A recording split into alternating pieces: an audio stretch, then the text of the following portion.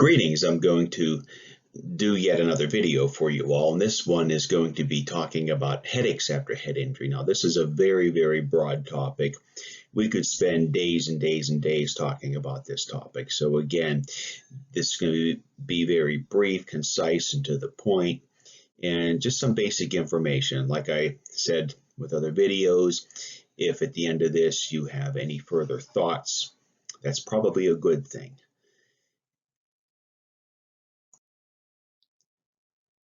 The International Classification of Headache Disorders is sort of the diagnostic Bible for headaches. When it comes to headaches, there's more than just migraine. There's all different types of headache disorders, and the ICHD are the ones that write the official diagnostic criteria for each of those conditions.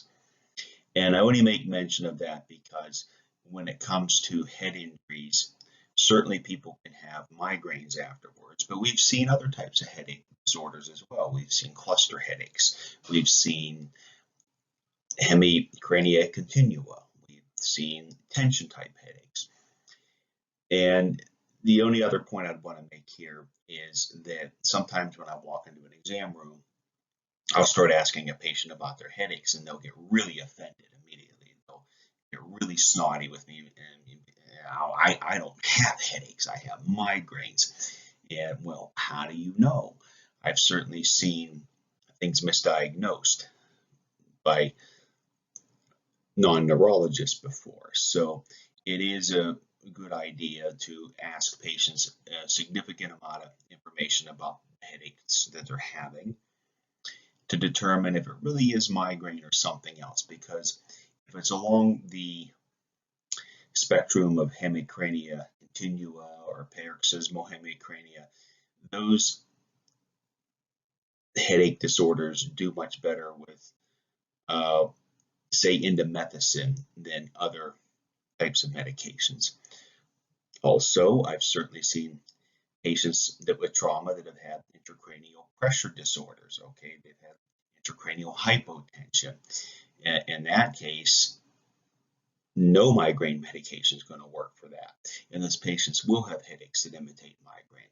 So you do have to kind of delve into what's really going on here.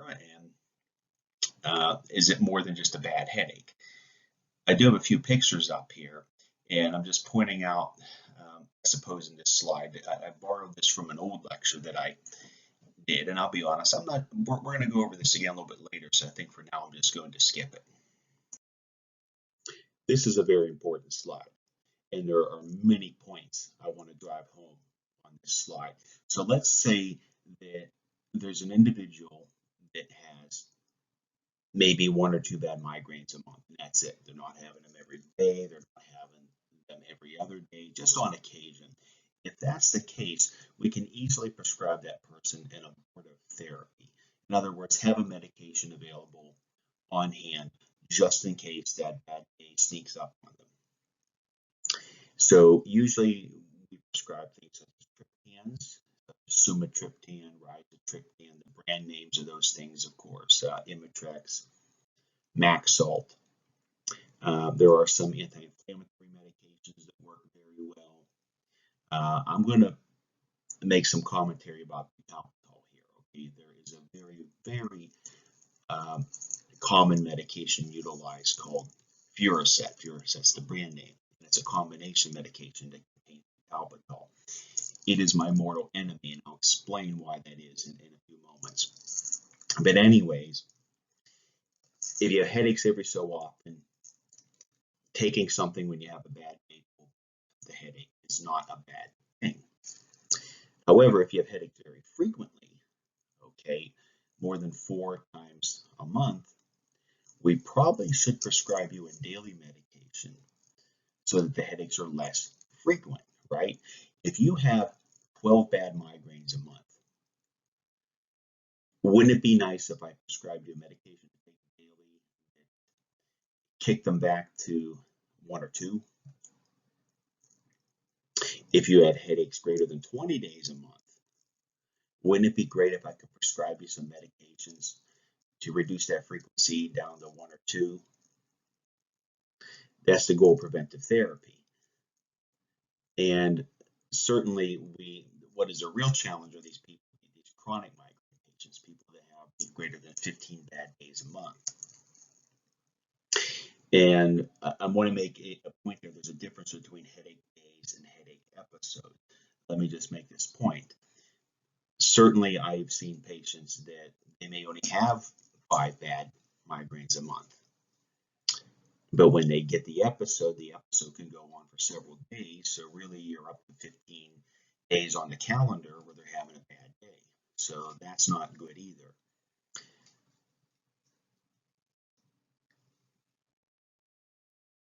I'm hoping that everything I just said makes perfect sense.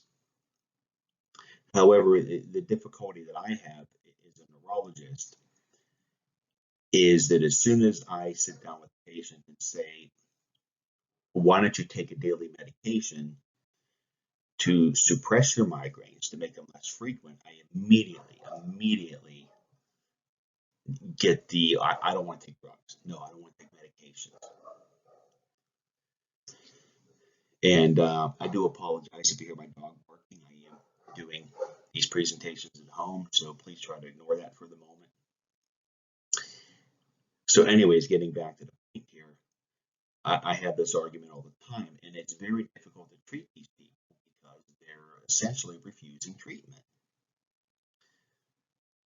And what makes it more difficult is they say, well, why can't you just give me my Imitrex? Why can't you just do that?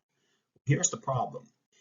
Any of those medications here off to your left, any triptan medications, over-the-counter medications, and most definitely anything with butalbital in it. If you use those medications frequently, you're going to kick yourself into chronic migraine. Okay, you're going to kick yourself into chronic migraine. You're going to change your brain chemistry to make your headache super refractory and hard to treat. And at that point, we call it rebound headache 2, or one of the old terms is transformed migraine. You've now become a very difficult patient to treat. We can give you the best medication in the world, and it's going to take a longer amount of time for it to help you. So the answer to your question is that if you just go home and take Excedrin every day, you've just nullified any of my efforts. You're going to give yourself rebound headache if you go home and you take prescription triptans every day. By the way, the pharmacy will limit the amount you're allowed to have for that reason. Unfortunately, they will not limit how much butalbital you have, and that's the worst offender. So the goal here is, again, we want to get you down to 4 or less episodes a month. That's the goal for every patient that we see. Now, for the purposes of this talk, we're talking about post-traumatic headaches, which can really show up as anything. It can be like migraines, it can be like tension-type headaches. For the sake of argument, the overwhelming majority are migraine-like, and we treat them like migraines. If you're having a bad time, we want to make these episodes less frequent for you. That's our goal, and that is the reason why we do recommend, in those cases, taking your daily medication to make your headaches less frequent. So if I were to prescribe you a daily medication, so for the sake of argument here, let's say you have 12 bad days a month, and I do prescribe you medication, and that gets you down to 1 or 2 bad days a month. Now is the time for you to have one of these medications available on hand to take on those occasions. And you're not going to cause yourself harm, and you're not going to kick yourself into rebound headache or transform migraine. Now, why am I turning butalbital into a villain? But one of the arguments I always have from patients is the following: well, my doctor prescribed it to me. Why would he give it to me if it's such a bad medication? Well, it's because your primary care doctor doesn't know better. Okay, let me rephrase that. I'm not saying that your primary care doctor is stupid. I'm not saying that your primary care doctor was trying to cause you harm. I'm not saying that they're being reckless. I'm just saying they didn't know better. We do a terrible job in this country with headache education. Even for neurologists, we do a terrible job. Okay, your primary care doctor knows how to manage your blood pressure better than I do, certainly better than your local dermatologist, and certainly better than most physicians, maybe other than a cardiologist or a nephrologist. But they do a terrible job most of the time managing migraines because when they were in their training as a primary care doctor, they probably received little to no training on migraines. And there was this paradigm handed down for decades that, well, if somebody has a bad migraine, give them Furacet. It's wrong, okay? There's a very famous neurologist, Hans Diener. He's a German neurologist, and I went to one of his lectures. And he said, I cannot understand you Americans. You can put a person on the moon, but you cannot remove this drug from your formularies. Because in some other countries, this medication is banned for that reason. Okay, we do a terrible job with it. And again, it's nobody's fault. I'm not calling anybody a bad doctor. I'm just saying where the fault lies is, as I said, we do a bad job educating other doctors on how to treat headaches properly, and then it just kind of ruins it for everybody. And then if you do see a guy like myself who had an incredible amount of training with headache patients when I was back in my residency and even post-residency, it's very frustrating for us because we know this is bad for you. We don't want you on that medication, and we want to treat you better than that. I'm going to talk about medical evidence for a moment. This is probably going to bore most of you to tears if you're not in the medical profession, but I want to do this to make a couple of very important points later. When a doctor sits down with you and says there's evidence that this medication will help you with your headaches, what does that really mean? There's different levels of evidence. There's level A, B, C. There's even a level U that we don't have listed here, but level A is sort of the gold standard. Okay, so let's put this up here. Level A evidence means that somewhere along the way there were randomized, double-blinded, placebo-controlled trials that showed that a drug was effective to help with a certain condition. Okay, so in our case, let's just use the drug topiramate, for example. Okay, there are numerous double-blind and randomized placebo-controlled trials that show that topiramate is better than placebo at treating a migraine. So it gets the gold standard. In other words, you had yourself a placebo group, you had an experimental group. These guys got the sugar pill, these guys got the real drug. The people running the experiment had no idea who was getting what. And finally, when everything was unblinded and they collected their data, they found out that these guys over here were doing much better than those guys over there, and you had a good medical study.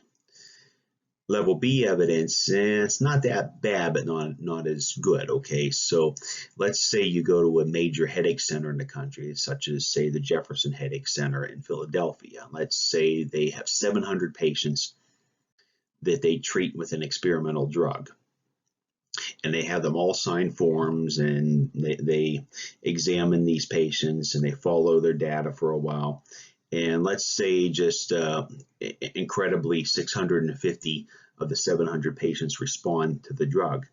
You might say that's great, that's wonderful, but they did not have a placebo group and they weren't blinded. So even though their clinical trial showed something good, it doesn't hold the same weight as, say, level A evidence. Okay, things like such as level C evidence, these are observations. Okay, so let's say that tomorrow there's a new antidepressant that comes out on the market, and I'm just going to call it Sadaway. Okay, I don't think any drug company would ever call an antidepressant Sadaway, but hey, you never know.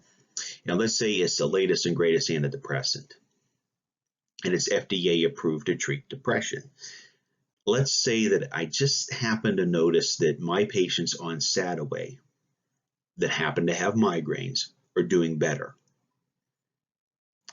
And let's say I call up my friends and they agree with me. They say, yeah, you know what, you're right. We have a couple patients on Sadaway too, and ironically, their headaches are doing better. we might be able to collect our cases and write up a case series and agree with each other and form a consensus that maybe there's something positive about this drug, this antidepressant Sadoway. Maybe it does more than just depression. Maybe it actually can help with migraines, but we're down to level C, and it doesn't hold the same weight as level A or B. Okay, at first glance, your mind is probably going numb, thinking, oh my God, what is all that stuff? Most patients that I see with post-traumatic headaches do meet the diagnostic criteria for migraine. So we do treat these patients as if they have migraines. Does that actually work? Well, we'll talk about that in a moment. So what we have here are all the drugs listed from level A evidence down to level U, meaning no good evidence, that have been tried for migraine. And these recommendations come from professional societies such as the American Academy of Neurology and the American Headache Society. Somewhere within those societies, some people took the effort to go back and look at medical studies.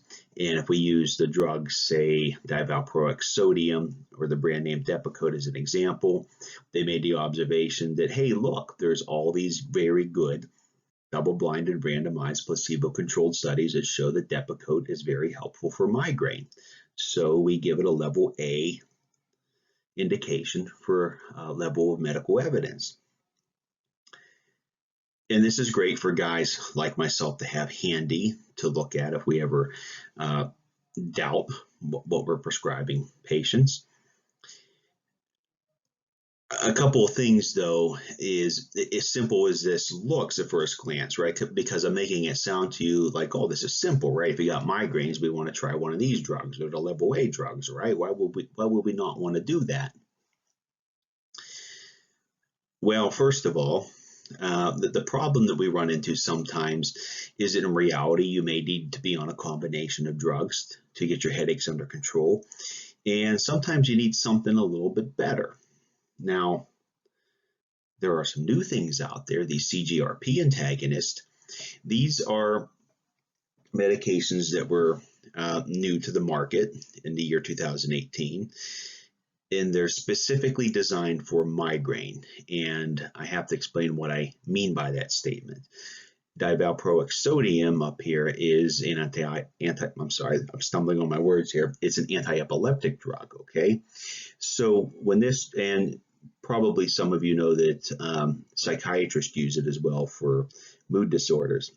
So over time, now, well, let's just step back for a moment. If you go back to what I was saying earlier when I was talking about levels of medical evidence, and I made up that antidepressant Sadoway, right? And I said, hey, look, it seems as if everybody taking Sadoway for their depression happens to have less migraines. Well, that's pretty much what happened with most of these medications you see here, okay? There were numerous people taking Depakote for their seizures and their mood disorders, and somebody made the observation, hey, look at that. All those people taking Depakote for epilepsy seem to be doing better with their migraines. Maybe there's something there. So they made that discovery by serendipity, and they'd go back and do studies just for migraine to show that the medication indeed is helpful for migraine. So again, just to summarize what I'm saying here is we have all these medications classified under different things. These are anti-epileptics, these are antidepressants, these are beta blockers. They were all designed for a very specific medical condition, but by serendipity happen to be very helpful for migraine. The CGRP antagonist, on the other hand, these were developed just for migraine. That was the whole purpose of developing these drugs. The problem is they're monoclonal antibodies. Okay, they're once a month injections. They're very expensive drugs. You can see where I'm going with this. So the problem is, if you come into my office for the first time and you inform me that you have 20 bad migraine days a month, but you've never been prescribed any preventive medication for your migraines, I just can't jump in and give you a CGRP antagonist or Botox injections. I just can't do that. Your insurance will not allow me to do that. They're going to want me to go through and try a drug from every class. They're going to want me to try at least one anti-epileptic, at least one antidepressant, at least one beta blocker. Yes, as stupid as that sounds, that's what they're going to make me do. So let's just use an example. If you come to my office and I prescribe you topiramate and you had a bad side effect, right? So we go down to propranolol. And maybe it worked. Maybe the propranolol helped you significantly, but you had a side effect. So we say, okay, let's move over here to metoprolol, right? I mean, we'll give you a different beta blocker. Maybe it'll work and you won't have as many side effects. But lo and behold, it didn't help you at all. And then you come in and you say, hey, look, my friend over here, he's taking divalproic sodium or Depakote and he's doing well. Could I give that a try? And that doesn't work. So now you've tried 4 drugs, but you've never tried an antidepressant. So yes, as stupid as it sounds, even though you have failed 4 Class A level of evidence drugs, your insurance is going to want me to try you on a Class B drug before we go down here to CGRP antagonists, which are very helpful, which are life-changing, and are Class A drugs, but they're expensive. And the struggles that I always have with your insurance company and peer-to-peer reviewers when we're trying to get these things approved for you as a patient is that perhaps this drug is very expensive, right? Maybe this drug is, I think the drug Ajovy, I looked it up one time. I think it cost approximately $1,700 a month. I could be wrong about that, but it's definitely very expensive or somewhere in that range. So even though that's very expensive, is that more expensive than you missing work all the time? Is that more expensive than you being on disability and how much the government's going to have to pay out on disability to you? Is that more expensive than you going to the emergency room all the time? Because, listen, I'm going to tell you, here's a little secret for people out there listening that are not in the medical profession. When you're sitting in the hallowed halls of medical school, way back when you're a first-year medical student, they beat into your brain. They beat into your brain that when somebody walks into an emergency room and says, I'm having the worst headache of my life, you must get a head CT scan. You must. It is malpractice, virtually malpractice if you don't do that. Okay, so wouldn't you know that these patients that have migraines, they're always going to go to the ER and say, I'm having the worst headache of my life, and then they get a head CT scan, which is very expensive and does expose you to quite a bit of radiation, by the way. Depending on who you listen to, one head CT scan is roughly equal to at least 100 chest x-rays. So these are not things you want to have all the time. And then, of course, being in the emergency room, you're going to have a higher copay, and it's just going to cost your insurance more money for you to go to the emergency room every month than it would be if they just prescribed you, pardon my language, if they just prescribed you the damn medicine. But they don't get that, and that's usually the struggles that guys like me go through. But at the end of the day, what you're seeing here are the majority of drugs that we do prescribe to help prevent migraine. But what actually works, it's different for everybody, okay? I do like to use the drug topiramate if I'm going to prescribe an oral medication. I think most patients know that. But maybe it works very well for Sally, but it does a terrible job for Jane, and there's no way, there really is no way for me to know that. Actually, there is. We're starting to get, I'm sorry, I'm making a little digression here. We're starting to get into pharmacogenetics now. There actually are, just like when you go to those websites that, where you swab your mouth and they show you who you're related to, you can do similar tests to actually show which of these drugs you're sensitive to, which ones you'll metabolize fast, and which ones may actually work for you.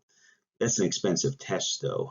Your insurance never pays for that. So I guess I'm wrong. We actually can, I guess there is an objective test out there we can give patients to see which drugs may work better for one person and not the other. But at the end of the day, we're not really allowed to just freely do those because of cost and insurance coverage. Now let's talk about the neck. If you're a patient who has headaches after a head injury, or if you're a patient that just has lots of headaches, I guarantee you have some neck tenderness. If you're one of those patients, do me a favor. If you look at this diagram over here, these muscles, the semispinalis capitis and the splenius capitis, right about here where my laser pointer is, place your hand over that area, and you tell me that you're not going to get some spasms, some lumps. And if you find a nice little lump in there, press on it. It's going to give you an owie, okay? We see this all the time for people that have frequent migraines, and we see it all the time for people having headaches after a head injury. And the only reason I want to point this out is because intervening in those areas, physical therapy, muscle relaxers, or some invasive procedures are very, very helpful. And I really do believe in my profession, the earlier that you intervene in these areas, I'm sorry, I'm recording this at home. Sometimes I get distracted. I thought somebody was coming in here on me to tell me something. So I'll get back to this. Sorry. The earlier you intervene on these neck issues, I think those patients do better. So what you see here, these little red things, these are nerves, okay? These are your lesser and greater occipital nerves. And this is your auriculotemporal nerve, right here, right in front of your ear, okay? Open your jaw, that's your TMJ. There's a nerve that comes right up through here. And then this is your supraorbital nerve, right along your orbital ridge here, okay? Sometimes the people have really bad stabbing pain in those areas or radiating pain in those areas.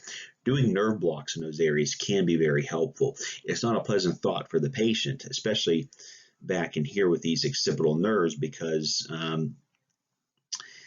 everybody does the nerve blocks differently. But what's been shown in some of the medical evidence and some of my colleagues that are more esteemed and nationally recognized than I will ever be, they've shown that if you take your needle and just go right along that occipital ridge, the nerve block is more effective. But it can be a little bit more uncomfortable for the patient. So, the old saying, no pain, no gain. But these are definitely scenarios where if you submit yourself to those nerve blocks, you may see significant improvement of your headaches and your neck pain very early, and I think that they're very helpful. If you look here at the neck itself, this diagram is showing you your little nerve roots coming out at each level. In reality, those nerve roots, eventually they go down here through your clavicle, your armpit, down your arm, and serve their functions. But this, the C2, C3, and C4 area, those nerves eventually, if you trace out their branches, do form our greater and lesser occipital nerves. So you can trace these things if you all the way down the neck back to here. So sometimes we get in there even deeper, okay? Sometimes I do send people to an interventional radiologist and they get right down in here on top of that nerve root. And it's a significant amount of pain relief. However, it's a little more dangerous to do because what this diagram does not show you is that through these little foramen, these little holes in the bones here, your vertebral arteries come right up through here, okay? So that is why it has to be done by an interventional radiologist or a pain physician who has expertise in that area or knows what they're looking at, or definitely with some type of X-ray or CT scan guidance, because down here in this area, okay, if I stick a needle in here and I don't hit my target, I'm not going to cause you harm, okay? And it'd be very difficult for me to cause you harm. Up in here, it's very easy to cause you harm. Like I said, there's vertebral arteries nearby. So the spinal cord is a little more open here if you look at it from a different view. So you definitely need somebody that's doing that procedure under some type of image guidance, okay? Under ultrasound, under fluoroscopy, under a CT scanner, that they can actually see where that needle was going, okay? But the procedure is very, very, very effective. This wouldn't surprise you that many people I see have torticollis or some type of callus, okay? So this diagram of this woman here, I'm going to show you this torticollis here, this sternocleidomastoid muscle here, okay? So it's not as complicated as it sounds. Back here behind your ear, that bone, the mastoid, and here, the sternum, the sternocleidomastoid, okay? The muscle attaches basically from your mastoid to your sternum, and it helps one of the muscles that helps rotate your neck. Sometimes when people have a bad head injury and that muscle spasms, or sometimes some of these other neck muscle spasms, then they get a lateral collis or a retrocollis, okay? We do see this quite frequently, not this dramatic, okay? These pictures are kind of dramatic. There are some people we see who they literally have their head stuck like this, okay? That does happen. But usually when we see people in our office, it's very, very subtle. You have to examine somebody when you place your hands on their neck. Usually, maybe you'll go over here to this woman's right side of her neck, and okay, muscles are a little tight. Then you get over here to the left side, and you're saying, "Oh my God, that sternocleidomastoid is hard as a rock. You have a little bit of torticollis." These individuals do very well with Botox injections, okay? So in the case of this woman here, okay, if we were to do a little bit of Botox injections of that muscle, and what this picture does not show you is on the opposite side of her head, some of those muscle spasm is a compensation effect. Then we can kind of get her head a little bit unlocked and get those headaches better, because if you take a look over here at this diagram, this person who has this really spastic sternocleidomastoid with all these trigger points, which are the X's, you can see the red is the pattern of pain. This is where they're hurting. That's where the pain is referred to. And all these muscles, right, you get underneath there, right? You get underneath that, deeper in there, right behind the head, or, you get in your trapezius muscle, and then some of these other ones I was mentioning too, right? They radiate all over your head. So sometimes even just doing trigger point injections, if we get just a little bit of a local anesthetic and stick it in those X's, break up those spasms quite a bit. And what I've been told by my physical therapy colleagues, they feel, and again, this is not evidence-based, it's just their opinion, but they feel that those patients respond to physical therapy or even chiropractic therapy a little bit better if they've had the trigger point injections or some type of injection. So at the end of the day, it's very helpful. So just stepping back for a moment, sometimes when I see people in the post head injury setting, maybe they don't have migraines, right? Maybe they don't have migraines that maybe they don't have headaches that meet the criteria for migraines, but they always kind of have this nagging chronic craniofacial pain, and it's usually related to some type of collis or muscle spasms. And this is a better way to approach that type of treatment. In reality, they have both migraines and this. That's why things can be a little bit difficult.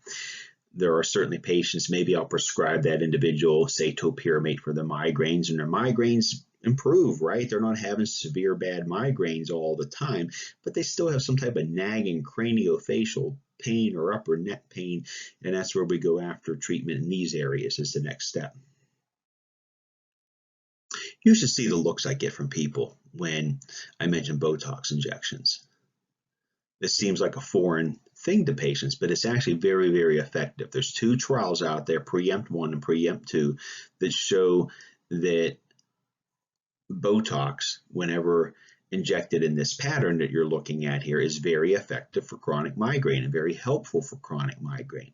So the questions I get asked from patients is, what are you going to do, inject at my lips? No, Botox does weaken muscles to some degree. So if I injected your lips with Botox, that would be cruel, okay? You'd be drooling all over the place. And for what it's worth, this pattern you're looking at here, this is the pattern that we inject for every chronic migraine patient, okay? This injection paradigm was developed by, again, some of the world-leading specialists in migraine and headaches. So we do it the same for everybody for this condition. Okay, now if we go back to that other slide for torticollis, yes, there could be some variability as to how the doctor injects, but for chronic migraine, we're hitting all these spots. The only time we might change is if somebody complains. Okay, certainly I've had patients say, you know what, you injected back here in my head here, these upper neck muscles, I didn't particularly like it. Could we just skip that next time? Sure. So we certainly can modify our treatment approach as needed. But I've never had patients have overwhelming weakness. I think as soon as you see an insert label for Botox, right? Because I mean, it's Botox, so immediately people think, oh my God, you're going to give me a toxin. Um, well, not necessarily. We're going to give you the purified protein out of the toxin. But people are a little bit concerned about that, because when you hear about people getting botulism from, say, food poisoning, those people, they're on ventilators, right? Well, okay. Well, we know that if we stick to this treatment protocol, you're not going to end up on a ventilator, okay? You're not going to die from this. And if you ever heard of cases like that happening before, it's because somebody got the wrong product, okay? There was an individual, this is a long time ago, by the way, he bought some Botox from some medical supplier, thought he would just give it to himself and his wife and his friend, and they all ended up on ventilators. It was veterinary grade Botox, okay? It wasn't the right stuff. If you're actually getting the brand Botox, and you inject it in this method, you're not going to cause life-threatening harm to a patient, okay? They do have the warning on the package label of it causing swallowing difficulties. I've never seen that, okay? I mean, theoretically, the medication can spread to distant sites from where you inject. And certainly I could see why that might be. I mean, if you start getting a little bit close here to the front of the neck, maybe that could cause some issues. There are people that actually do have conditions where their vocal cords spasm, and they actually do get Botox in that region. And I imagine those patients are probably a little bit more susceptible to having swallowing difficulties than, say, migraine patients. I've never seen it in a migraine patient. That doesn't mean that it can't happen, but I personally have never seen it. And I've probably done thousands of injections by now in my career. So I feel that it's very safe. If you do get some weakness from the Botox is out of your system within 3, maybe 4 months at the most. So if I were back here in the back of your head and I decided to be cruel and decided to over inject, right, and then your head flops over, it's going to go away within a few months, okay? So it is reversible. Now, before you look at this and lose your mind, I just want to make a couple of points here, okay? What this is actually showing you, this is your trigeminal ganglion, okay? All the nerves of your head that cause pain, no matter where they are, eventually end up here, okay, that trigeminal ganglion and branch out. If you study migraines and headaches, there's all these little things, substance P, CGRP, we already brought up when we talked about CGRP antagonists. These are little inflammatory proteins. So the idea here is that when migraine specifically gets revved up, all along the nerves and blood vessels of places of your head that can perceive pain, these little proteins and substances leak. Okay, they leak in excess and kind of rev up that migraine mechanism. So as I was saying earlier, what we have found out over the years is that by serendipity, some of those medications we use, anti-epileptics, antidepressants, actually work. They actually reduce levels of some of these substances, okay, and reduce some of this neuroinflammation is what we call it, okay. CGRP, specifically those monoclonal antibodies that you take as a once a month injection, block that molecule. They block CGRP from either attaching here into these painful sites. Well, that's essentially what they do. There's different mechanisms for one product versus the other three, but at the end of the day, they serve the same idea, to stop the CGRP from going someplace it's going to rev up migraine and cause pain, okay? So even though this looks overwhelming to you, if you're not a neurologist or a neurophysiologist or a PhD scientist or somebody who likes to study brain anatomy and physiology, all I'm pointing out to you is this: along the painful pathways of your head, these little inflammatory molecules, kind of think of them as a little shower of inflammation, just kind of like pouring acid on something, okay? So the medications we prescribe are going to reduce those levels, and that's the ultimate goal, to make headaches less frequent for you. So what actually works? Because here's the problem. I said to you earlier, if you were paying attention, that probably the overwhelming majority of headaches that we see after head injury could meet the diagnostic criteria for migraine. And of course, there are other types of headaches that can happen as well, and they can happen in combination. So if we treat them like migraine, does that actually work? Are there drugs out there that are FDA approved specifically for post-traumatic headache? The answer is no. So what actually works? Well, again, it requires a little bit of time and trial and error, unfortunately. And I do hear that from patients on occasion. I don't want to be a guinea pig. Well, no, you're not a guinea pig, okay? But unfortunately, we do have to try things and see how they go over for you. As I said earlier, if you do have to take an oral medication, I think the topiramate is very, very effective. Most people who stop taking topiramate will do so because they had a side effect to it, not because it wasn't helping with their migraines. And but even though that might be the case, somebody else might take it and say, you know what, it didn't do anything for me. You know, I like propranolol. That's the one that works for me. And versus this person over there, it says that's garbage. That didn't do anything for me. And the reason why this can cause a lot of problems and myths and misconceptions is because, and I've seen this before in practice, sometimes you get the patients that come in and you say, okay, so you have a lot of migraines. Let's do some topiramate. And they look at you, no, I'm not going to do that. My friend took that and it didn't work for him. Well, maybe it didn't work for your friend, but you know what? It could work for you. So you do have to be a little bit patient and give things a try, okay? I can promise you I'm not prescribing a medication to purposefully cause you harm. Now, can you have some side effects to medications I prescribe to you or adverse events? Certainly, I promise you that was not intentional. At the end of the day, we are trying to make your headaches better, not worse. Some of the other myths, okay, I'm hoping by now you understand that anti-epileptics, antidepressants, blood pressure medications were developed for those conditions, but lo and behold, we found out over the years by serendipity that they were very helpful for migraines. And the reason I want to point that out is because patients can get quite angry, right?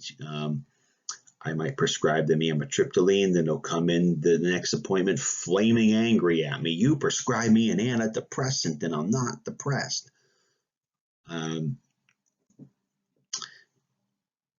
Well, I usually do explain to patients before they leave that they are getting a drug that's called an antidepressant. Sometimes they just don't really hear that. So that's the problem, okay? I've been talking now for over 40 minutes, and as you can see, I don't have 40 minutes to just explain to a patient why I prescribed him an antidepressant for migraines, okay? You might get it after 40 some minutes, but we don't have that luxury in the office setting, unfortunately. The other misconception, and I want to leave you all with these closing marks. Again, this is what I'm about to say next is very, very, very important, okay?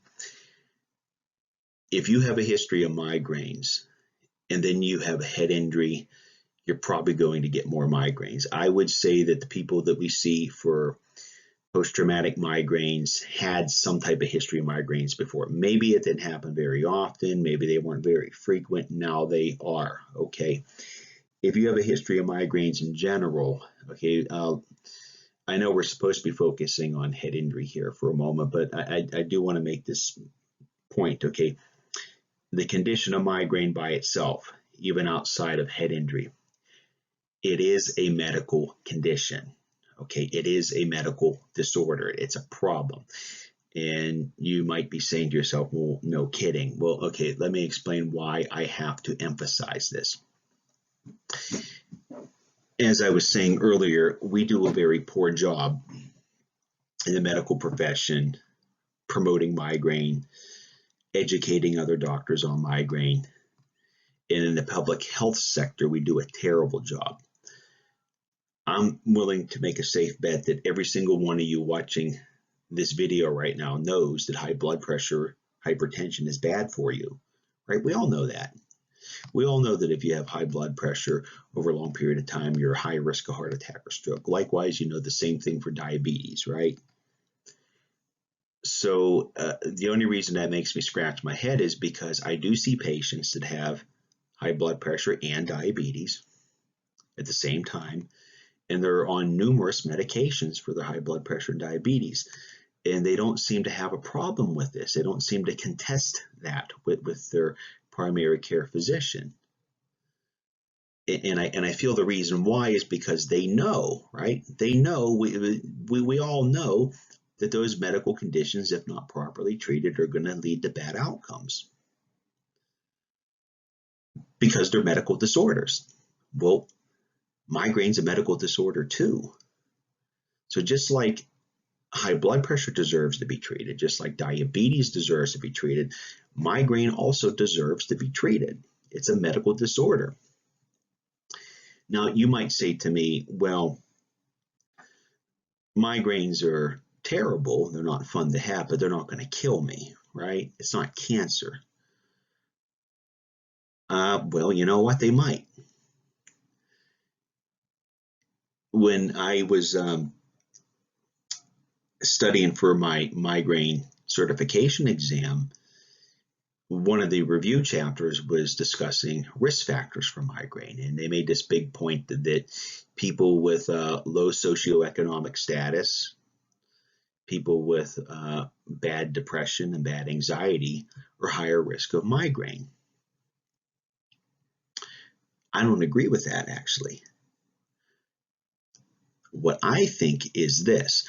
I think that if you are subjected to migraine all day long, frequently, it's only a matter of time before you do have bad anxiety, before you do have bad depression. And let's face it, you're not going to work, so then you end up with a low socioeconomic status as well.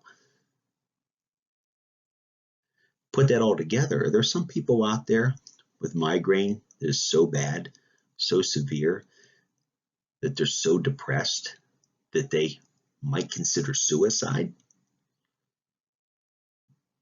I think that there are, and I've certainly have seen those people, which, by the way, if you're one of those people, obviously please seek help. I don't want you committing suicide. I do value your life, so please seek help if you're one of those people. Don't give up. Never give up hope. Somewhere out there is a treatment that's going to help you, but you may need to go to some extreme lengths to get what you need, unfortunately, because again, our medical profession is kind of puts you at odds, okay? Because even if you embrace being treated for migraine, as you've probably seen throughout this talk, that there are many barriers to access to proper drugs and care for you, unfortunately. So this is something that we're still working on. So yeah, I'm going to put a plug in here. Please explore the American Migraine Foundation website, because that is designed for patients, and you can learn how to advocate some of those types of things. Okay, I'm going to get off my soapbox now. Again, I've been talking for 48 minutes now, and I've barely scratched the surface on what's out there for migraines and post-traumatic headaches. So if you have any other questions, certainly feel free to get a hold of me. And thank you very much for sticking it out to this point here.